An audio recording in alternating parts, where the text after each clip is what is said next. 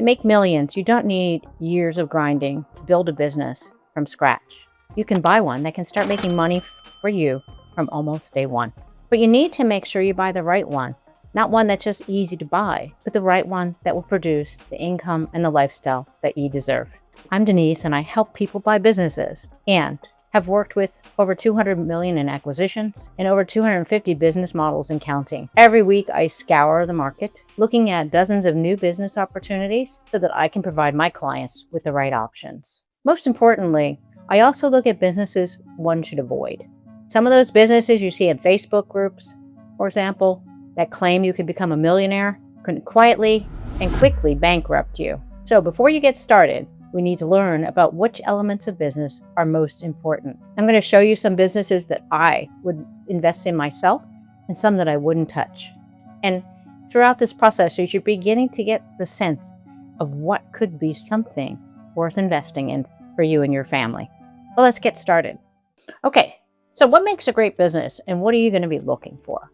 Well, there's some elements that we're going to always want to consider. First and foremost, we want to look at the lifestyle aspects of the business. What do you have to do every day for that business, right? Or is it even a business that you don't need to be there? There are different lifestyle type businesses and aspects important to people and their owners, and those are the things we're going to be looking for. Secondly, are the financials validatable?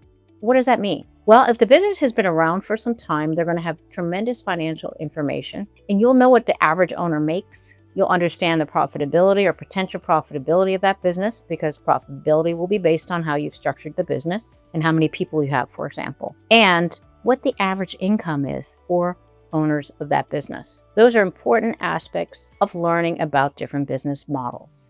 Also, you'll find out that there's kind of really exciting business models and the boring business models, and that some of those what appear to be boring business models can be ones that actually create millions for you, if that's your goal.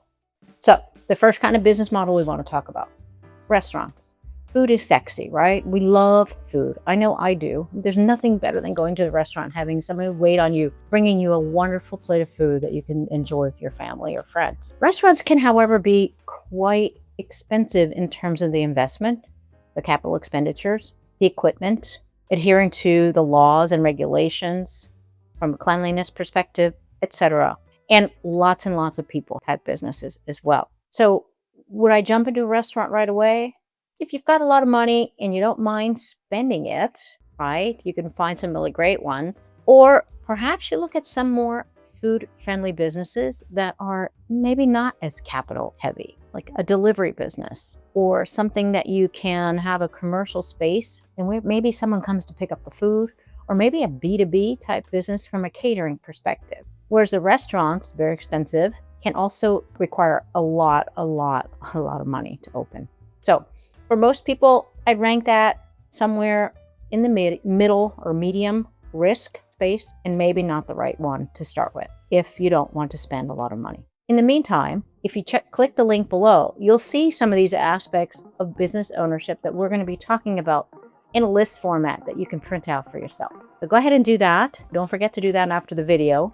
Now let's look at the second kind of business we'll talk about is that sexy boutique type business. What does that mean? Well, sometimes people have a really great specialty business. Maybe it's specialty handbags or specialty shoes, or maybe they just want to be an affiliate marketing space and actually sell clothing online. Some of those businesses can do very well, but there's a lot of competition out there. And if you want to have a storefront, you're investing quite a bit in capital expenditure. And maybe the margins on those goods are not that high of a return. For example, a t-shirt, which costs you $5 to print and make, which you're going to sell for $10. You've got to sell a lot of t-shirts in order to make that business viable. So again, I'm going to rank those medium because unless you dig into the financials and can see that the outcome is very strong, I would put that as something that might be a little bit more of a risk.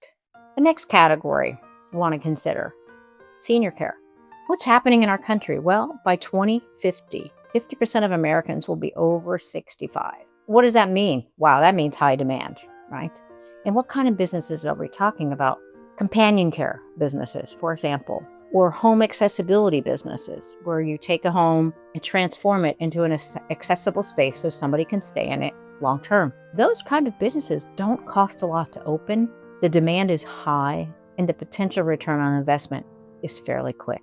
I'm going to give those a categorically an A or a number one or an excellent option in this day and age. The future for those looks very bright. The next category I want to talk about are self-storage businesses. Seems like not a very sexy business model, right? What is that? That's a place where people put goods, right? And they store them. Or maybe it's a self-storage and restoration business for people who've had a fire or mold damage or water damage, where goods are taken, restored, and then stored until the time that that client or that person can have those goods returned to them. Great business models, good return on investment, not capital expensive type businesses. I'm going to put those in the excellent to medium category. Again, not sexy, but great options. Another business category that I'd like to talk about today that I would actually rank fairly highly are what we call recurring revenue businesses. What does that mean? They're businesses that have repeat revenue, regular revenue coming in every month. And that could be all kinds of businesses. It could be an offshoring business, for example, where you're offshoring employees, different jobs, and working with a company on a cost-saving situation. It could be something like cleaning homes or cleaning up businesses, for example. It could be short-term rental. It could be a swimming school where people are coming back over and over again for swimming lessons. Lots of recurring revenue businesses out there with repeat revenue. Pet services also fall into that category. A number of categories in different industries fit that space. I'm going to put those in the excellent to medium category. Some great ones out there, and they're not that expensive to open. And the last category I want to talk to about is regulation-specific businesses. For example, landlords are required to keep their buildings clean, free of pests, right? So a pest business that works in the commercial space would be considered a compliance-required business. You have to have that care for those buildings in order to keep those buildings open. There are a number of businesses in that space. Another example would be event cleaning for restaurants, hospitals, universities, schools, wherever they're preparing food. There's a requirement to clean those hoods. That would be a regulation-based business. Those tend to be long-term contracts where you work with clients for many years. Great businesses to look at and consider. And I would definitely rank that in an excellent category. Okay, so what's next? We've talked about the different aspects of businesses, and we've talked about some businesses that could be great investments. So now you know that there's kind of a pattern, right? We're looking at boring businesses, maybe something that sounds not so glamorous, protected businesses. They're often the ones that quietly print money. There can be great recurring revenue business models as well.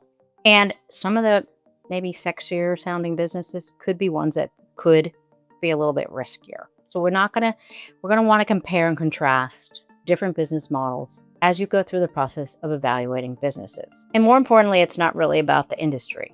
It's about how the business model is structured and how we can pressure test that model with the market, with its financials, and with owners. So that when you actually talk with owners, for example, you're learning what's really happening for those owners before you invest. And that's kind of the fun part too. But knowing what to look for is only half of it. We have to pressure test the deals. We need to look at their financials. So if you're really serious about owning a business, simply take a few minutes and book a strategy session with me by clicking the link below. Best of all, the strategy session is free of charge. Thanks for spending time with me today, and I look forward to seeing you at your strategy session soon. Take care.